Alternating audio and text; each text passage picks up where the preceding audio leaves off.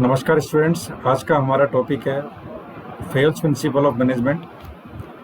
Fails principle management के बाद next topic है हमारा, और ये काफ़ी महत्वपूर्ण है अध्ययन करने के हिसाब से। तो फेल ने जो मेन कंसिडरेशन अपना रखा था वो वर्कर्स के ऊपर रखा था, एम्प्लॉयज़ के ऊपर रखा था। एम्प्लॉयज़ के रेम्यूनरेशन अच्छे होने चाहिए, एम्प्लॉयज़ की वर्किंग कंडीशंस अच्छी मिलनी चाहिए, एम्प्लॉय को मशीन लेटेस्ट मिलनी चाहिए। तो उनका पूरा का पूरा जो मैनेजमेंट पे ध्येय था वो था वर्कर से रिलेटेड, वर्कर की पॉजिटिवनेस के से रिलेटेड था।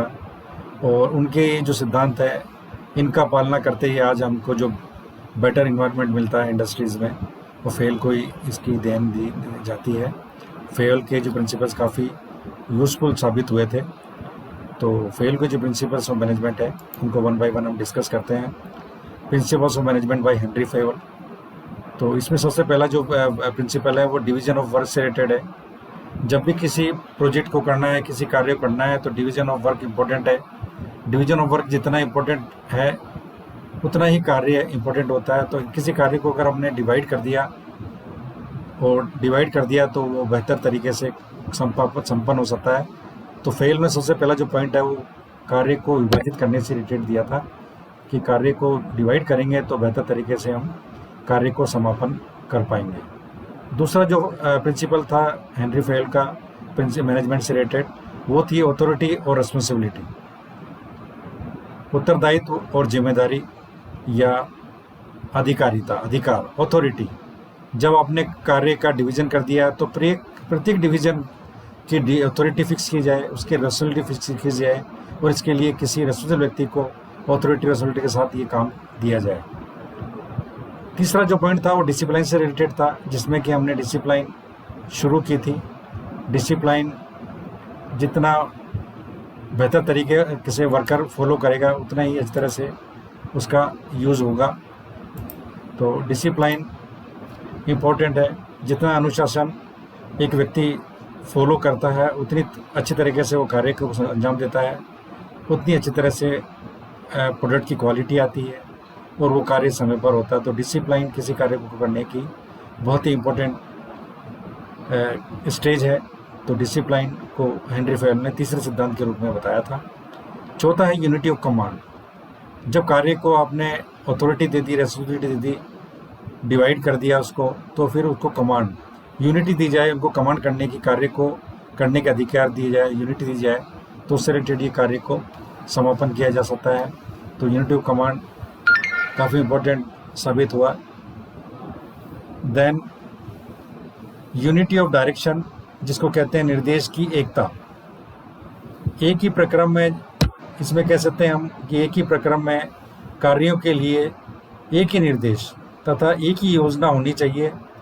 फेयल के अनुसार संगठन के कुशलतापूर्वक संचालन के लिए निर्देशों की एकता महत्वपूर्ण है, जबकि कर्मचारियों के कुशलतापूर्वक कार्य संपन्न करने के लिए आदेश की एकता आवश्यक है। तो ये बहुत ज़रूरी था। और अगला जो व्यक्तिगत जो पॉइंट था फेल का, वो सामान्य हित के सामने व्यक्तिगत हित गौण।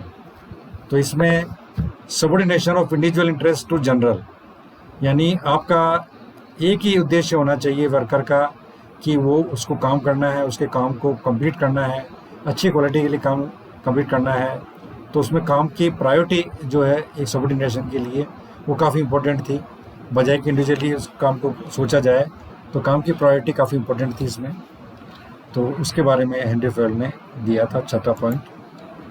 सातवां पॉइंट काफ़ी इंपॉर्टेंट है, जो कि एक वर्कर की खुशहाली से रिलेटेड होता है, वर्कर इंटरेस्ट से काम करता है, वर्कर खुश रहता है। वो था रेम्यूनरेशन, जिसको कह सकते हो आप कि रेम्यूनरेशन मीन्स कार्य कैसे किया जाएगा, कार्य क्या, रेम्यूनरेशन की कार्य क्या, जो पेमेंट के रूप में भुगतान कैसे होगा। तो जितने बढ़िया रेम्यूनरेशन होगा वर्कर उतना बढ़िया रेम्यूनरेशन के साथ काम करेगा। तो ये एक इम्पोर्टेंट फैक्टर था हेनरी फेल की तरफ से मैनेजमेंट के प्रिंसिपल्स में कि रेम्यूनरेशन को इन्होंने शामिल किया। देन स्केलर चेन के अंतर्गत हम पद की विभाजन की प्रक्रिया है, जिसमें कि चेन के रूप में व्यक्ति को रेस्पॉन्सिबल बनाया जाए, व्यक्ति काम को अंजाम दे। देन अगला पॉइंट है ऑर्डर मतलब आदेश, प्रत्येक व्यक्ति का आदेश कार्य को समापन करने से रिलेटेड, और टू द पॉइंट आदेश, एक ही आदेश को अंजाम दिया जाए। जिससे कि कार्य सही समय पर समाप्त हो सके। इक्विटी, एकता का सिद्धांत इसमें दिया गया है प्रत्येक व्यक्ति के लिए। टॉप से बॉटम मैनेजमेंट तक सब व्यक्ति एक हैं, एक समान है, एक राइट है, एक काम करने की बाध्यता है, सबके लिए बराबर है। तो ये पॉइंट जो हेनरी फॉयल ने दिया था। देन स्टेबिलिटी ऑफ टेन्योर, जिसमें कि पर्सनल की स्टेबिलिटी, काम जब व्यक्ति करता है तो उसकी स्टेबिलिटी मेंटेन रहे, और स्टेबिलिटी के हिसाब से उसका जो है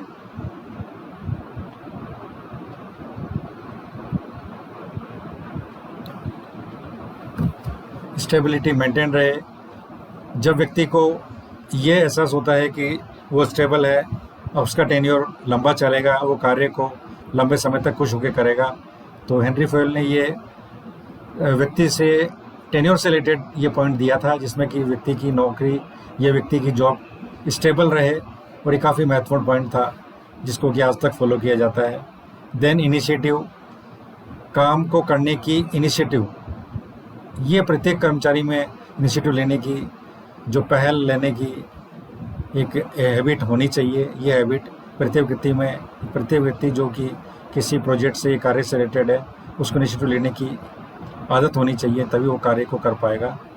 then degree of centralisation, centralisation के मतलब डिग्री ऑफ सेंट्रलाइजेशन में हम काम करते हैं, तो डिग्री ऑफ सेंट्रलाइजेशन इस तरह से होता है।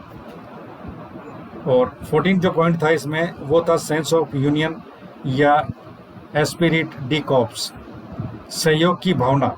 14 पॉइंट बहुत अच्छा दिया था, जिसमें कि सारी टीम को टीम वर्क के रूप में काम लेते। टीम वर्क जो था वो सहयोग की भावना से रिलेटेड होता है, और इसके अनुसार यदि विभिन्न समूह तथा समूह के सदस्यों के बीच सहयोग नहीं है तो लक्ष्य प्राप्त करना भी असंभव होगा। ये सिद्धांत इस बात पर बल देता है कि सभी कर्मचारी एक दूसरे के सहयोगी हों और आपसी मतभेद भुलाकर सदैव सहयोग की भावना से कार्य करें, ताकि संस्था निर्बाध गति से अपने लक्ष्य की ओर अग्रसर हो। तो ये काफ़ी इंपॉर्टेंट था, जिसमें कि 14 पॉइंट था वो सहयोग की भावना से रिलेटेड था। तो ये 14 पॉइंट्स हैं जिनको कि आपको इस तरह से विश्लेषण कर लेने हैं, और ये हेनरी फॉयल ने 14 सिद्धांत दिए थे जो काफ़ी महत्वपूर्ण थे। Thank you. तो आज का हमारा टॉपिक फिनिश होता है।